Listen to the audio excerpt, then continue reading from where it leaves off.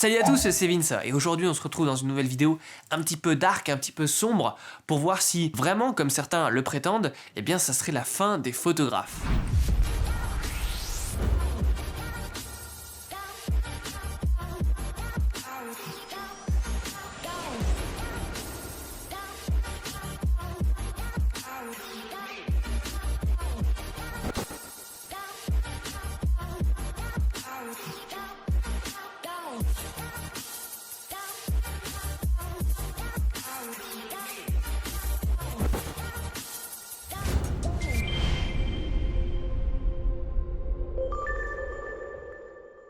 Alors pourquoi je fais cette vidéo aujourd'hui pour parler avec vous bien de ce sujet? C'est parce que tout simplement de temps en temps, je vois des gens qui se plaignent tout simplement du métier de photographe, qui sont un petit peu désemparés, déprimés même, j'ai envie d'aller jusque là, vis-à-vis de ce métier, qui sont peut-être aussi et surtout je pense désillusionnés par rapport à ce qu'ils avaient imaginé des métiers d'indépendants en général plus tôt, et je pense qu'ils s'attendaient à ce que ça soit plus facile que prévu.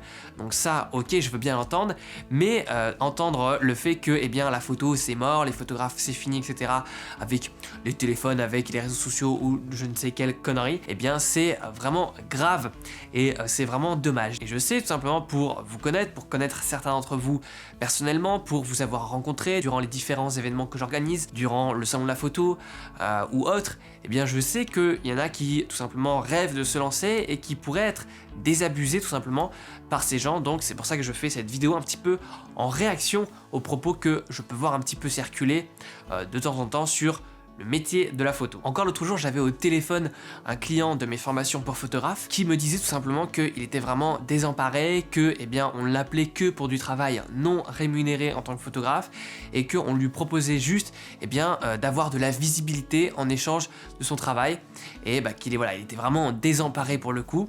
Donc voilà, c'est pour toutes ces raisons-là que je fais cette vidéo. Alors, on va voir comment résoudre ces problématiques. Mais déjà, il faut bien comprendre quelque chose, donc ce que je vais vous dire là, c'est pas pour me la péter, c'est pas pour me vanter ou quoi que ce soit, c'est juste pour vous montrer que c'est possible d'y arriver et je l'espère vous inspirer dans le bon sens. C'est que moi, donc qui suis photographe et vidéaste, et également d'autres collègues photographes, et également des amis dans le monde artistique en général, on vit très bien des métiers artistiques, et notamment de la photo et notamment de la vidéo. Et ce que ça veut dire très bien, c'est qu'on gagne plusieurs milliers d'euros par prestation, et nos clients sont très heureux de payer ce tarif. Alors peut-être qu'aujourd'hui, ça peut vous paraître aberrant que pour une seule prestation, imaginons, on puisse se faire payer plusieurs milliers d'euros. Ça peut sembler waouh, what the fuck, combien il est payé à l'heure ce gars, c'est impossible. Donc si vous réagissez comme ça, c'est que vous avez une mentalité de salarié, une mentalité tout simplement qui vous a été inculquée par la société, notamment par la fameuse société française avec son dégoût pour l'argent et son formatage avec l'école.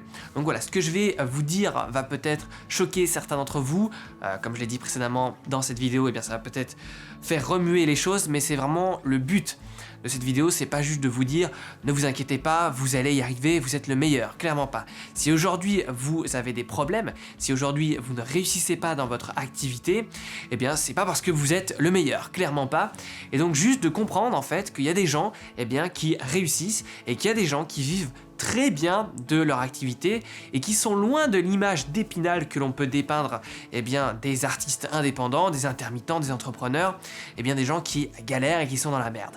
Alors bien sûr il y en a plein, pourquoi? Parce que il y a plein de concurrence, il y a très peu de barrières à l'entrée. En effet, photographe c'est le métier préféré des Français d'après les sondages. C'est un métier qui ne demande pas de diplôme, c'est-à-dire que vous n'êtes pas obligé d'avoir fait une école pour vous lancer en tant qu'indépendant, et c'est un métier un petit peu aussi qui fait rêver bien évidemment la population. On s'imagine que le photographe, voilà, il fait des soirées avec des stars, il les prend en photo, il prend en photo des mannequins sur la plage toute la journée, alors que c'est clairement pas ça du tout. On l'a vu d'ailleurs dans une vidéo dédiée, ce qui appelle ce que les photographes ne vous disent pas. Vu qu'il y a peu de barrières à l'entrée et qu'il y a beaucoup de gens qui ont envie d'en faire, il y a beaucoup de concurrence. Et du coup, quand on se lance dans le marché de la photo ou de la vidéo aussi, c'est la même chose exactement, Eh bien, tout simplement, on est dans un océan rouge. Qu'est-ce que ça veut dire? Ça veut dire que, eh bien, on est dans un océan où tous les poissons se bouffent entre eux et où il y a du sang partout. C'est pour ça que tout est rouge. On est vraiment dans une masse de gens comme ça qui savent pas trop quoi faire, où aller, etc. Et c'est pour ça d'ailleurs que j'ai créé cette chaîne YouTube. C'est pour ça aussi que j'ai créé une école de formation en ligne pour aider les photographes à devenir professionnels et à savoir aussi où trouver les bonnes informations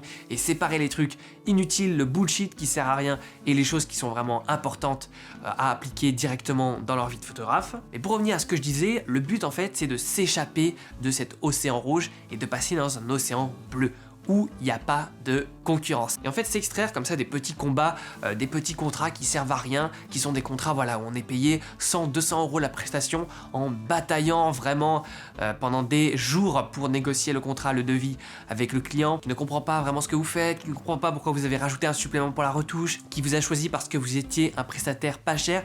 Il faut sortir comme ça de ce combat que vous allez de toute façon perdre, c'est pour ça qu'il y a des gens qui sont désemparés, pour aller en fait dans une autre catégorie de personnes et vous adresser à une autre catégorie de clients et devenir un photographe premium. Et ça c'est vraiment ce que j'enseigne dans mes différentes formations, comment devenir un photographe premium pour se détacher de la masse. Parce que si vous êtes dans cet océan rouge, à coup sûr, vous allez perdre, c'est obligé. Et clairement, la théorie des océans au niveau de la compétitivité, au niveau de la concurrence, eh bien, c'est pas moi qui l'ai inventé. Et dans le marketing, eh bien, ça existe depuis longtemps, quel que soit le domaine et quelles que soient les entreprises. Donc oui, c'est possible de réussir, mais non, ça ne sera pas facile.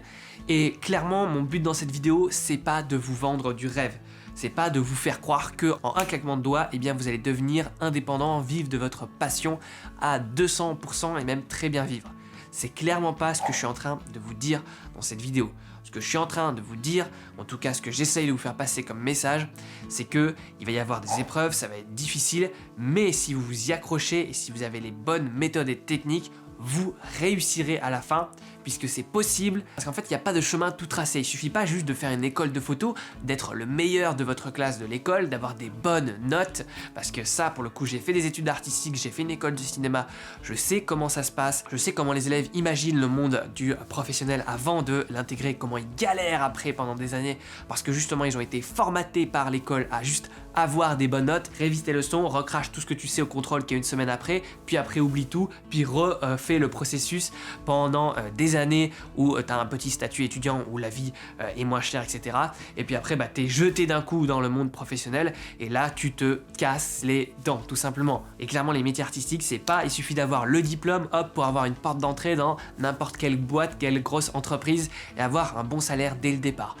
Clairement pas. Donc si vous contentez d'avoir des bonnes notes à l'école, eh bien ça ne servira à rien malheureusement. Et si vous êtes formaté comme ça, et malheureusement on l'est tous, et moi le premier j'ai été formaté comme ça, j'ai eu vraiment du mal comme ça à m'extraire de la manière dont la société m'avait obligé à penser pour commencer à réfléchir différemment et à réfléchir en mode mindset, indépendant, entreprise, créateur et tout, que je sais ce que c'est. Et c'est pour ça aussi que je fais cette vidéo, pour essayer de vous aider et essayer de vous aiguiller dans un chemin, peut-être pas le droit chemin, mais qui serait un chemin un peu plus droit, on va le dire. Donc du coup, quand on devient photographe et qu'on se met à son compte, on crée une entreprise, et créer une entreprise, il suffit pas juste de déposer des papiers à la chambre de commerce et recevoir son statut et son numéro de SIRET, ça n'a rien à voir, c'est avant tout un état d'esprit et une façon de réfléchir et de travailler qui va être différente. Et d'ailleurs, à ce sujet, au niveau des bonnes croyances à adopter au sein de son entreprise et quand on est un artiste, je vous renvoie vers la vidéo qui s'appelle les bonnes croyances des photographes, que j'ai mis dans la description. Ensuite, et donc on l'a vu, il y a beaucoup de concurrence.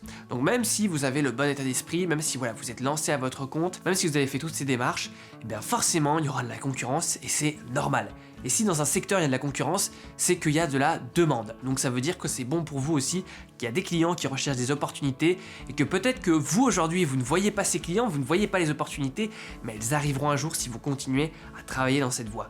Donc c'est normal en fait au départ de toute activité, et encore plus d'une activité d'indépendant et d'artiste, de galérer et de rencontrer des difficultés. Mais il ne faut pas se déprimer à la première difficulté. Il faut passer justement ces étapes, ces passes comme ça qui sont difficiles, parce que après la tempête, il y a le beau temps, et vraiment vous pouvez peut-être penser que j'enfonce des portes ouvertes, mais croyez-moi, il y a plein de photographes que je rencontre qui sont juste dans une mauvaise passe et qui n'arrivent pas en fait à réussir à voir au-delà des nuages, au-delà de la tempête, au-dessus, qu'il y a plein de choses merveilleuses qui les attendent. S'ils sont prêts encore une fois, à s'en donner les moyens et donc à travailler. Et clairement, je sais ce que c'est les premiers temps, les premiers moments quand on devient un indépendant. Eh bien, on se dit, ok, bah voilà, j'ai tout mon temps libre finalement puisque j'ai soit quitté mon activité salariale ou alors, eh bien, je suis sorti des études. Donc, j'ai tout mon temps libre. Clairement, c'est, j'ai rien à faire de la journée puisque j'ai pas de clients.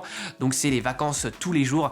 Et là, eh bien, il va falloir entraîner votre volonté pour résister à toutes les tentations, pour s'obliger à établir un cadre, un emploi du temps, pour travailler de manière régulière, acharnée, surtout au début, vous allez devoir vraiment fournir une grosse quantité de travail, j'insiste là-dessus. Donc si aujourd'hui vous faites des semaines d'indépendant à 20 heures par semaine de travail, mais vous vous mettez tous les doigts dans les yeux et clairement vous n'y arriverez pas. Donc clairement si vous ne travaillez pas assez, c'est tout simplement ça le problème. Au moins vous savez qu'est-ce que vous avez à régler comme problème pour faire décoller votre activité, surtout au début. Donc vraiment ayez de la rigueur et de la discipline, c'est ça qui manque à trop d'indépendants et trop d'artistes en général qui sont en mode oh là là moi je suis un artiste torturé, j'arrive pas à créer si j'ai pas les bonnes conditions.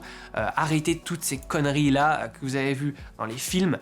Soyez rigoureux, établissez des stratégies, une projection de votre entreprise dans le futur, établissez une liste de clients potentiels, de partenaires potentiels et mettez-vous au boulot, mettez-vous à la locomotive et attaquez tout ça de front et arrêtez de parler, de dire voilà je vais faire et passer à l'action. Et clairement pour revenir sur ça, il y a vraiment une demande juste phénoménale en termes de création d'images aujourd'hui. Encore plus aujourd'hui quand même, à l'heure où je tourne cette vidéo, à l'heure des réseaux sociaux, à l'heure de YouTube, à l'heure de Facebook, à l'heure d'Instagram, il y a plein d'entreprises qui sont établies sur ces médias, qui ont besoin d'une présence, qui ont besoin d'une stratégie de contenu. Donc vraiment, proposez vos services, il y a énormément de portes ouvertes. Et par exemple, pour justement un des conseils que je donne pour passer de photographe lambda dans l'océan rouge à photographe premium dans l'océan bleu, c'est de ne pas juste être un prestataire. Qu'est-ce que ça veut dire? Ça veut dire de devenir irremplaçable. Ne vous contentez pas d'être la personne qui va venir et qui va prendre les photos et qui va rentrer chez elle. Devenez un conseiller en images. Devenez un conseiller marketing en stratégie visuelle, en personal branding pour mettre en avant une personne, pour mettre en avant une marque, un logo, un produit. Le photographe doit s'armer de plein de compétences différentes pour les proposer en plus dans son activité. Donc là, par exemple, si vous vous adressez aux entreprises. Rajoutez-vous aussi la casquette du vidéaste. Faites comme moi, faites exactement comme moi, devenez photographe / vidéaste. C'est à peu près le même matériel que vous avez déjà, ou alors il vous suffit d'en rajouter très peu puisque votre boîtier qui fait des photos aujourd'hui fait très certainement de très bonnes vidéos. Donc rajoutez la casquette vidéaste, de toute façon vous avez les compétences en termes de composition, en termes de gestion de la lumière, en termes après de retouches, même si c'est pas les mêmes outils, les mêmes logiciels, c'est la même façon de penser la couleur, la lumière, etc. Donc rajoutez une carte vidéaste à vos prestations pour chiffrer de manière plus importante vos devis et pour correspondre à un panel d'offres plus élargi et donc aller chercher plus de clients. Maintenant, et en conclusion finalement de cette vidéo, pour répondre à la problématique de mon client que j'avais eu comme ça en coaching au téléphone. Comment ne plus se faire payer par la fameuse visibilité? En mode tiens viens faire les photos, en échange il y aura plein de visibilité, t'inquiète, la personne elle est connue, elle te partagera sur les réseaux sociaux, tout ça c'est très bien, mais la visibilité ne vous paye pas. C'est pas ça qui va vous faire manger pendant tout le mois. Alors comment on fait pour ne plus être payé en visibilité? Il faut s'adresser à la bonne cible client. Et c'est ça en fait qui fait toute la différence.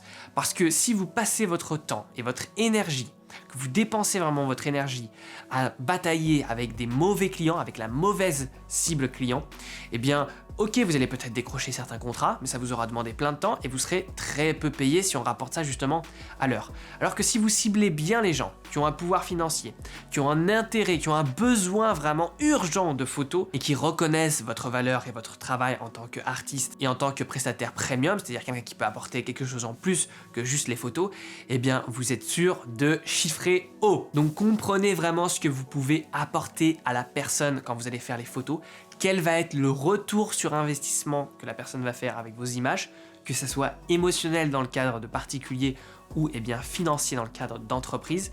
Comprenez vraiment comment les rouages des entreprises par exemple fonctionnent et quelle est votre place dans tout ce système pour après réussir à vous vendre de manière importante. Et enfin, cette personne également se plaignait du fait qu'il y avait des gens avec les nouveaux iPhones et tout, qu'ils allaient concurrencer les photographes. Les gens qui ont les derniers iPhones se foutent éperdument des photographes professionnels. Ils font ça pour le plaisir sur Instagram, ils mettent hashtag photographe, mais ce ne sont clairement pas vos concurrents. Comme je vous l'ai dit tout à l'heure, la cible client que je vise moi par exemple, les gens qui sont dans l'océan bleu comme ça, eh bien s'en foutent totalement des gens sur Instagram avec leurs iPhones. C'est pas eux qui vont aller contacter. Parce que clairement, en tant que photographe, peu importe le matos que j'apporte, ils me demandent pas attendez, est-ce que vous avez un 5D Mark IV? Dans ce cas-là, oui, on peut travailler ensemble. Ils s'en foutent. Parce que je vois ça aussi passer des fois dans le à propos des sites des photographes, ils mettent tout le listing de leur matériel. Mais ça, on s'en fiche, ça c'est pour convaincre la mauvaise cible client. Les clients radins, ceux qui pensent que c'est le matériel qui fait toute la différence et qui est important. Alors qu'on le sait, vraiment, je me tue à vous le dire sur cette chaîne et dans les formations, que c'est pas le matériel qui est important, mais ça va être vos compétences de photographe, c'est-à-dire le regard, l'expérience aussi du terrain, le professionnalisme, l'attitude, qui ça n'a rien à voir avec le dernier iPhone. Voilà, on arrive à la fin de cette vidéo, j'espère que ça vous aura remué, que ça vous aura fait prendre conscience aussi de certaines choses, parce que des fois, eh bien, on se voile la face tout simplement, on se cache la vérité avec des œillères parce que ça fait peur, et on a peur justement de regarder la peur dans les yeux, mais c'est ça qui va vous permettre de la vaincre, de la battre et d'avancer. Et en fait, la peur, vraiment, moi je matérialise ça comme un chemin. La peur, c'est un indicateur qui vous montre sur quoi il faut progresser. Pour ceux qui veulent aller plus loin, je vous laisserai en plus découvrir, en plus de cette chaîne YouTube,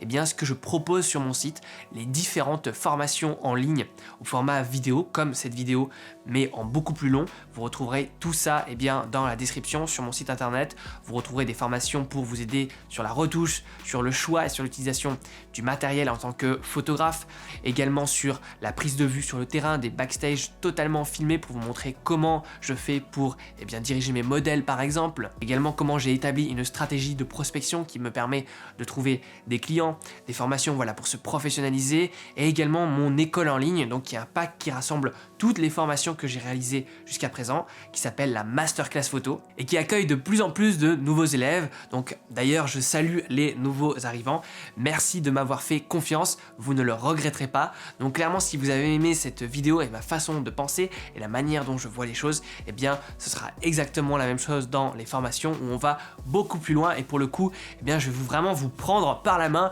et propulser comme ça votre carrière. En tout cas, c'est tout ce que je vous souhaite. Vous pourrez aussi également retrouver dans la description, puisque vous êtes resté jusque là, eh bien plus d'1 heure de formation vidéo en bonus, et ça c'est totalement offert pour le coup, c'est pour moi.